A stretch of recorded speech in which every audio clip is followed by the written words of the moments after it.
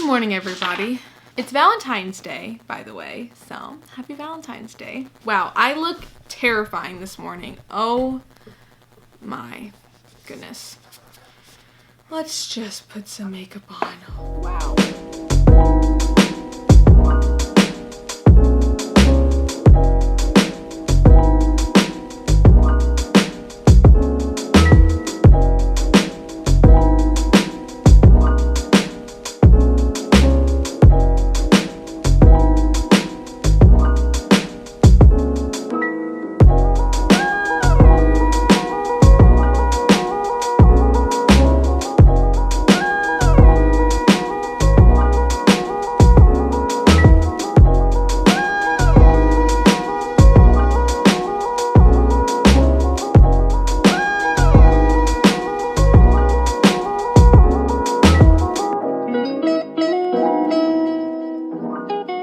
But here's the finished makeup look. I think it actually turned out really pretty. I ended up putting on some fake lashes. I just got these ones and I really wanted to try them out.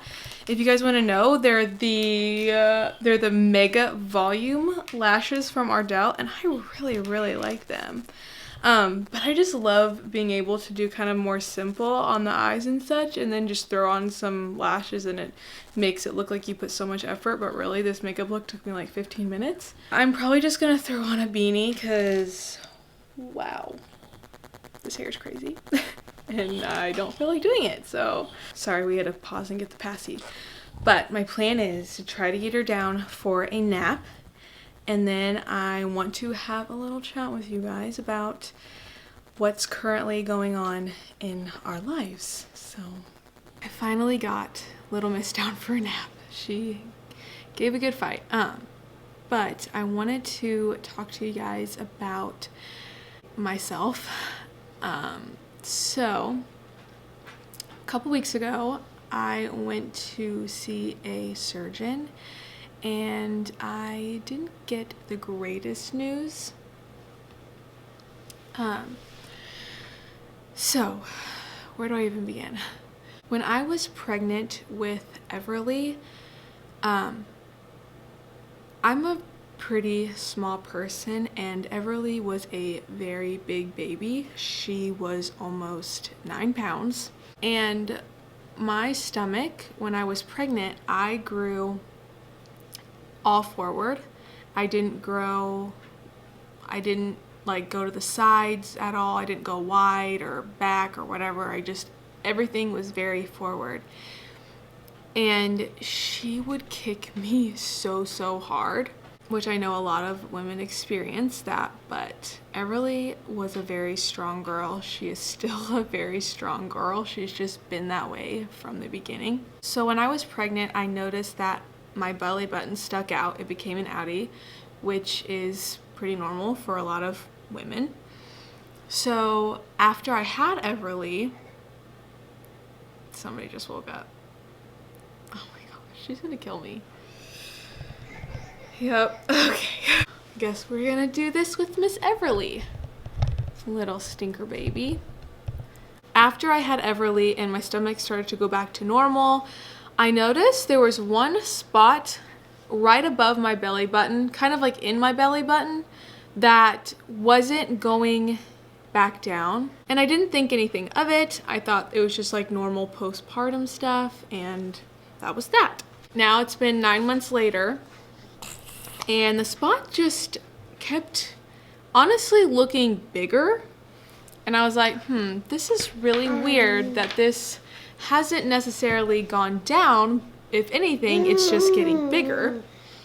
And so I got a little concerned, and I was like, this has to be something more than just regular postpartum stuff. What are you doing? You can't pull that, little munchkin. So you gonna clap? Your hands? Discovering so many things, aren't you? Hands are so cool. So I did a little bit of research, and I was like, you know, this kind of seems like a hernia. The spot itself didn't hurt like when I would push on it or anything. So I talked to TJ and he was like, you know what, if it really concerns you, just make an appointment, see what doctor has to say, and be done with it. So I did. I set an appointment and I thought I was just being dramatic. I was like, I'm gonna go and they're gonna tell me that nothing's wrong with me and it's just postpartum stuff. So the day of the appointment, I actually almost canceled it because I was like, this is stupid. But it's funny how God works. He just kept putting it in my mind about this lump. Like, it didn't hurt me, it didn't concern me, but I just kept thinking about it. Like, I needed to do something about it. So we go to the appointment. He asked me a few questions. We talk about it a little bit. I told him I'm concerned maybe it's a hernia. He pretty much takes one look at it and he was like, yep, you definitely got a hernia. And he told me that it's from me being small and just having a big baby. And what a hernia really is, it's like, so the lining in my stomach pretty much just ripped open from her. And the lump is actually like normal fat on your stomach that's just like sticking out now. He says it's not something that's like super serious right now, just because it is very small. And he said the reason it looked like it was getting bigger was because of me losing weight and just like going back to my normal body. And so he's like, the more weight you lose, the bigger it's just gonna get. He was like, the only way that you can fix this is through surgery. He's like, and you definitely want to have surgery because you want to get it fixed before it gets any bigger. So my concern was, I definitely want to have more babies and how this is going to affect pregnancy. And he told me that there was two options that they would do. First, they would either go in and just suture it up, or their best way is to go in and put a mesh down and just like cover it up with a piece of mesh. But he said if I'm wanting just to have one more baby, then he said let's just wait if you're wanting to have the baby soon, and then after you heal up from that, then we'll go in and put a mesh in. But I was like, I definitely want to have more than just one more baby. So he said it would be too long to go without doing anything about it if I'm wanting to have multiple more. So he said the best thing to do is for us to do surgery as soon as possible while it's still small and suture it up and just hope that it stays with each of my pregnancies. And I just need to know that there's a possibility of it coming undone again, and pretty much we just have to go back in and suture it up or put the mesh down, or I don't know. It just depends on where we're at that point, I guess. So yeah, pretty much I have to have surgery and I'm really nervous. It's like full-on surgery. I have to be completely out. And then the healing process is about 6 weeks, and I'm not supposed to pick Everly up for 2 weeks. So thankfully, my mother is going to fly up and going to stay with us for 2 weeks while I heal up a little bit. I really am nervous how that's all going to go, because right now, little miss is attached to my hip. She is a big mama's girl, and it's going to be really hard for her and for me to not pick her up every time she wants. And also I'm really nervous how nursing's going to go, because she still is nursing like every 3 to 4 hours. So I don't know if I'm just going to have to pump. I don't know. Thankfully she does take a bottle pretty good. I don't know. Definitely prayer is needed, because I've never had like any kind of surgery at all. Like the craziest thing in my life that's happened besides having a baby is I got stitches in my head, like 25 stitches. But this time I have to like be completely under, and that makes me nervous. But I know they were like, it's really not a big deal at all. The whole operation's like 30 minutes total and you get to go home that day. So that's good. But yeah, so that's pretty much where we're at. Prayers are definitely appreciated because I am nervous, but I know I'm trying to see the positive. At least my mom's going to be able to come for 2 weeks, so that'll be fun. But so that's pretty much what's going on. Just to update you guys. I just got the cutest little toy for Everly, and I just want to show y'all because I'm kind of obsessed. Everly's playing with them now, but it is this adorable little pizza set. Look how stinking cute. Everly, what do you think? It is seriously so stinking cute. It comes with like this adorable little oven that is also part of like the lid to keep it all together. And I love these type of toys that not only is it really fun for them, but also it's very educational. The little pizza slices come in all different shapes, and each of the toppings are really cool because they come in those exact shapes, each different one, and so they have to be able to know the different shapes in order to put them on the pizza. You got like your little avocado topping, some lettuce, what else? An egg that's so cute, it's in the shape of a heart, and then some tomato. It's just so creative. Your little like spatulas and cutters, like that's so freaking cute. I can't, like, are you kidding me? And then these little menus. I love this idea. This is so cool. So it's like they have like their own little pizza restaurant, and each menu comes with different kinds of toppings and then also different prices. It also comes with like different coins.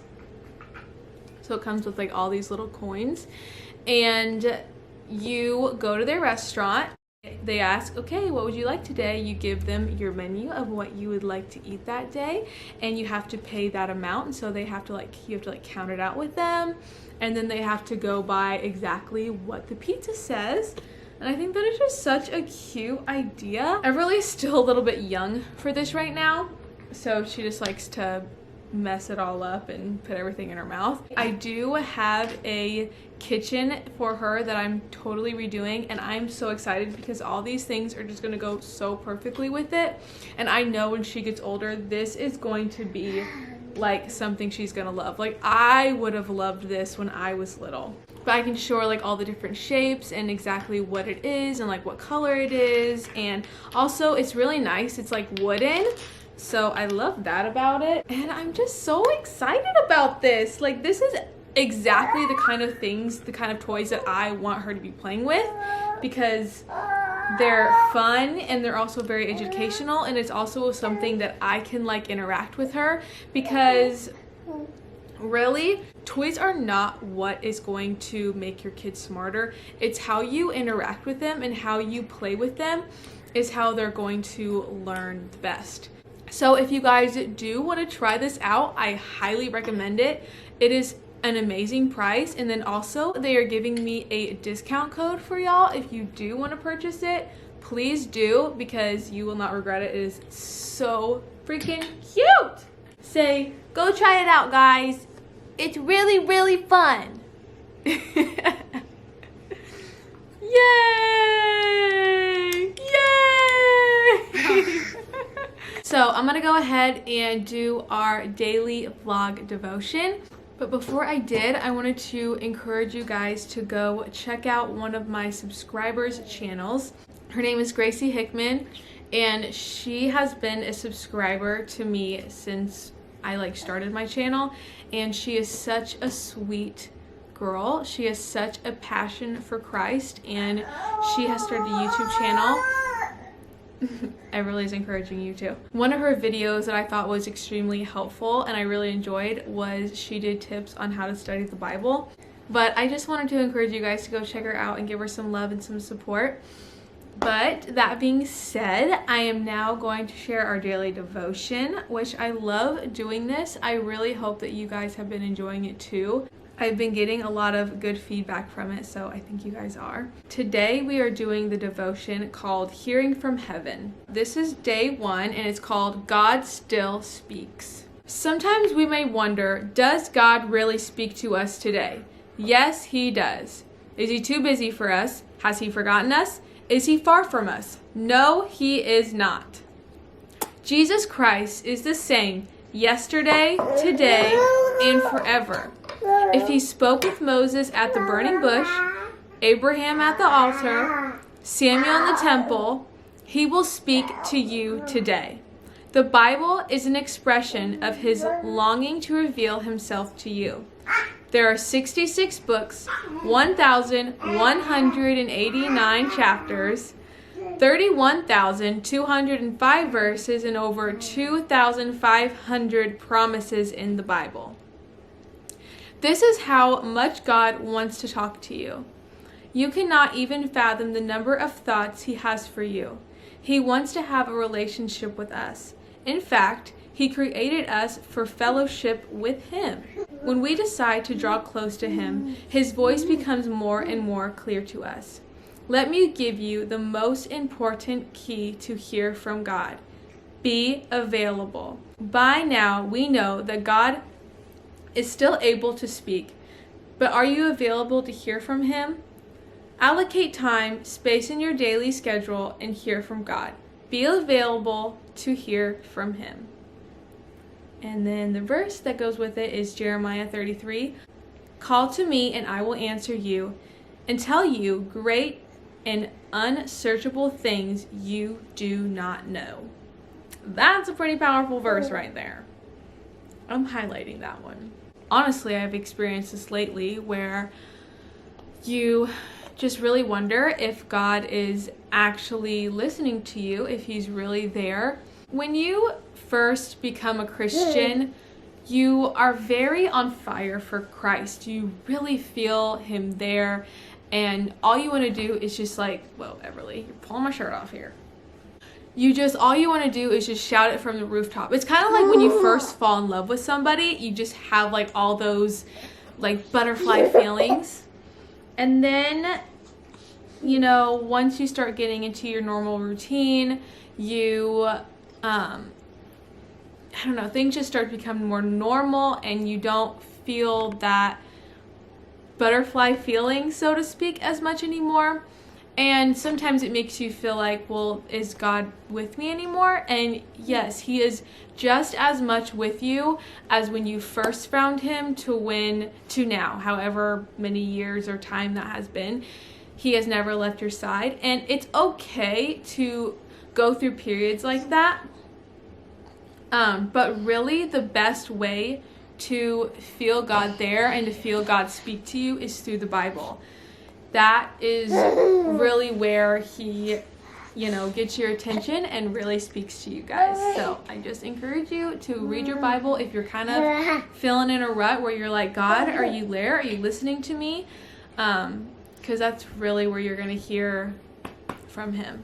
And just remember, it's normal to feel that way every once in a while. Just like in a regular relationship, like with my husband, there's times where we, get all those mushy feelings, and then there's times where you don't as much. And it doesn't mean that I'm not with TJ as much. Doesn't mean that I don't love him as much. It's just life, So anyway, I just want to thank you guys so much for watching. Please don't forget to like and subscribe, and also turn on my post notifications so you guys get notified every single time that I upload. Again, thank you guys so much for watching, and I'll hopefully see you in my next one. Bye guys!